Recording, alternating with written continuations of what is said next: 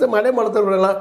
40%, 50%, 30% ಎಲ್ಲ ಮಾತಾಡ್ತಾ ಇದ್ದಾರೆ. 10% ಹೋಗ್ತೀವಿ, 15% ಹೋಗ್ತೀವಿ ಅನ್ನೋರು ಇದ್ದಾರೆ. ಅದು ತೊಳದು ಖರೆ ಸುಳ್ಳೇನಲ್ಲ.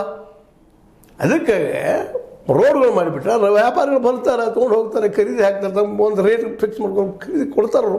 ಪಾಪ MS ಸ್ವಾಮಿನಾಥನ್ ಆಯೋಗ ಅಂತ ಈಗಾಗಲೇ ಹೇಳಿದೆ ನಿಮಗೆ, C2+2 ಅಂದರೆ ಅಲ್ಲಿ ಅವರು ಬೆಳೆದ ಬೆಳೆ ಭೂಮಿ ಮುಂದೆ ಇದು ಅದ್ರ ಜೊತೆಗೆ ಅವ್ರು ದುಡಿದ ಎಲ್ಲ ಲೆಕ್ಕ ಹಾಕ್ಕೊಂಡು ಅದ್ರ ಮೇಲೆ 2 ಪಟ್ಟು ಲಾಭ. 100 ರೂಪಾಯಿ ಖರ್ಚಾಗಿದೆ, 150 ರೂಪಾಯಿ ರೇಟ್ ಹಚ್ಚುವಂಥದ್ದು. ಅಲ್ಲೇ MS ಸ್ವಾಮಿನಾಥನ್ ಹೇಳಿದ್ದನ್ನು ಇವತ್ತು ನಮ್ಮ ಮೋದಿಯವರು ಒಪ್ತಾ ಇಲ್ಲ, ಅದನ್ನು ಕಾನೂನು ಮಾಡ್ತಾ ಇಲ್ಲ. ಮೂರು ಕಡೆಗೆ ಮಿನಿಮಮ್ ಸಪೋರ್ಟಿಂಗ್ ಪ್ರೈಸಲ್ಲಿ ಮಾಡಿರಿ ಕಾನೂನು ಅದು ಮಾಡ್ತಾ ಇಲ್ಲ. ಅದು ಇದರ ಅರ್ಥ ಅಲ್ಲಿ ದೊಡ್ಡ ಪ್ರಮಾಣದ ಮೋಸ ನಡೀತಾ ಇದೆ. ಅದಕ್ಕಾಗಿ ನಮ್ಮ ರೈತರಿಗೆ ಈ ತಿಳುವಳಿಕೆ ಬರ್ತಾ ಇಲ್ಲ. ಬಂದರು ಸಂಘಟನೆ ಇಲ್ಲ, ಸಂಘಟನೆ ಸಹಿತ ಕೆಲವೊಬ್ಬರು ಅದರ ಮುಖಂಡರಿದ್ದಂಥವ್ರು ಅದರಿಂದ ಒಂದು ಲಾಭ ಮಾಡ್ಕೊಂಡು ಓಡಿ ಹೋಗುವಂಥ ಪ್ರಸಂಗ ಭಾಳ ಆಗಿದೆ. ಇದಕ್ಕೆಲ್ಲ ಕಾರಣ ಶಿಕ್ಷಣ ನಮ್ಮಲ್ಲಿಲ್ಲ ಅನ್ನೋದಕ್ಕಾಗಿ. ಆ ನೆಲೆಯಲ್ಲಿ ಪ್ರತಿಯೊಬ್ಬ ರೈತರು ಇದನ್ನು ನೋಡಿಕೊಂಡು ಹೌದಪ್ಪ ನಮಗೆ ಇದರಿಂದ ಲಾಭದ, ಕೇವಲ ಯಾವುದೋ ಒಂದಿಷ್ಟು ಅವ್ರು ನಮ್ಮ ಸಾಲ ಕಟ್ಬೇಕು ತುಂಬಿಕೊಂಡ್ರು ಮಾಡಿದರು ಅದಕ್ಕೆ ಅವ್ರಿಗೆ ಓಟ್ ಹಾಕ್ತೀವಿ ಅನ್ನೋದು ನಮ್ಮ ಸದಸ್ಯರಲ್ಲಿ ಬರಬಾರದು.